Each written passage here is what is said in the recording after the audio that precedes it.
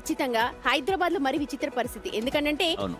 Morning పడుతుంది correct గా school కి వెళ్లే టైంలో, ఆఫీసులకు వెళ్లే టైంలో, అండ్ ఇంటికి వెళ్లే టైంలో, పిల్లలు స్కూల్ నుంచి వచ్చే టైంలో ఖచ్చితంగా వర్షం పడుతుందండి.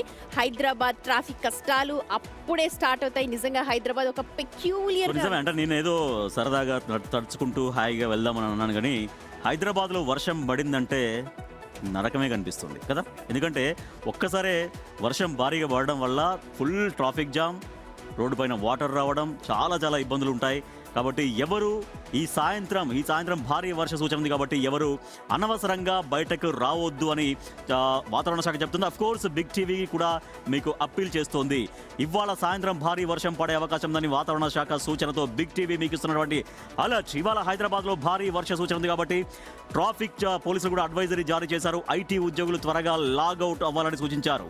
విడతల వారీగా ఉద్యోగులు సాయంత్రం త్వరగా బయలుదేరాలని చెప్పి కూడా అంటున్నారు. ఉద్యోగులంతా ఒకేసారి రోడ్లపైకి రాకుండా ప్లాన్ చేసుకోవాలంటూ ఐటీ కంపెనీలకు సూచనలు చేస్తూ ఉన్నారు పోలీసుల అడ్వైజరీకి సంబంధించి అప్డేట్స్ మా ప్రతినిధి సాగర్ అందిస్తారు. హైదరాబాద్ నగరంలో భారీ వర్షాలు కురిసే అవకాశం ఉందని ఇప్పటికే వాతావరణ శాఖ హెచ్చరించింది. సో సైబరాబాద్ పోలీసులు అలర్ట్ అయ్యారు. ఐటీ కంపెనీలు కొన్ని సూచనలు చేశారు, ఐటీ ఉద్యోగులకు కూడా కొన్ని సూచనలు చేశారు.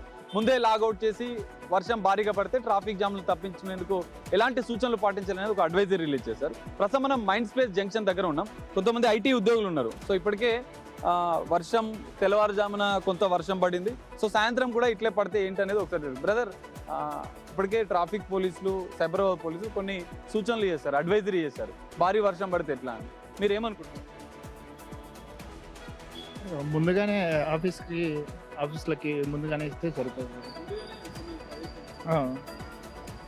ఎర్లీ లాగిన్ ఇస్తే బాగుంటుంది. గుర్తుందా లాస్ట్ టైం భారీ వర్షం పడ్డప్పుడు 2-3 గంటలు ట్రాఫిక్ జామ్ అయింది?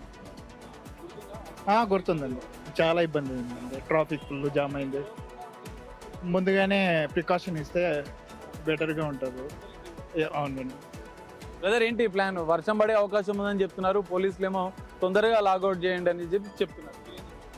అంటే ఎర్లీ లాగౌట్స్ బెటర్ ఈ సిచ్యువేషన్లో. ట్రాఫిక్ కూడా కంట్రోల్గా ఉంటుంది ఎర్లీ లాగౌట్ అయితే. సో అంతే, ముందుగానే అన్ని సర్క్యులర్స్ వస్తే పాస్ చేస్తే మనకి బెటర్. ఇప్పటికి వచ్చింది సర్క్యులర్ అనేది, అడ్వైజరీ రిలీజ్ అయింది. మీకు తెలుసా మీ కంపెనీ వాళ్ళకి? ఇంకా మా కంపెనీ దాకా రాలేనట్టుంది. ఇంకా రిలీజ్ చేస్తారు అనుకోండి. ఇంకా మళ్ళీ శివ మేము కూకట్పల్లి నుంచి. మీ ప్రాపర్ ఎక్కడ? వరంగల్. వర్షాలు హైదరాబాద్లో వాళ్ళం కొంతమంది పడితే ఇబ్బందులు అనుకుంటున్నారు, కానీ ఊర్లో ఉన్న రైతులు, మన అమ్మ నాన్న వాళ్ళే, మన ఊరు వాళ్ళు కాబట్టి వర్షం కోసం ఎదురు చూస్తారు. నువ్వేమనుకుంటావు? వాన పడడం వాళ్ళకైతే బెటర్, కానీ ఇక్కడ సిటీలో బాగా కష్టము. ట్రాఫిక్ జామ్స్, కొంచెం ఇంటికి వెళ్ళడం లేట్గా అయిపోతుంటుంది, కొంచెం ఇబ్బంది సిటీలో. ఊళ్ళో అయితే ఏం కాదు, ఊళ్ళో అయితే బెటర్. వానలు పడాలి కాబట్టి పంటలు పండాలి అట్లా. కాబట్టి నువ్వు వర్షం పడాలనుకుంటున్నావా, ఏమనుకుంటున్నావు? సిటీలో అయితే పడొద్దు అనుకుంటున్నా, ఊళ్ళో అయితే పడాలి. ఊళ్ళో పడితేనే మనం పంటలు ఉంటాయి కాబట్టి వాళ్ళకి కూడా బెనిఫిట్ ఉండాలి. కాబట్టి వర్షాకాలం కదా, ఇప్పటికే చాలా రోజులు అవుతుంది వర్షాలు పడమే బెటర్ అని అనుకుంటున్నాను. హాయ్, మీ పేరు? అనురాధ. ట్రాఫిక్ జామ్ అయింది.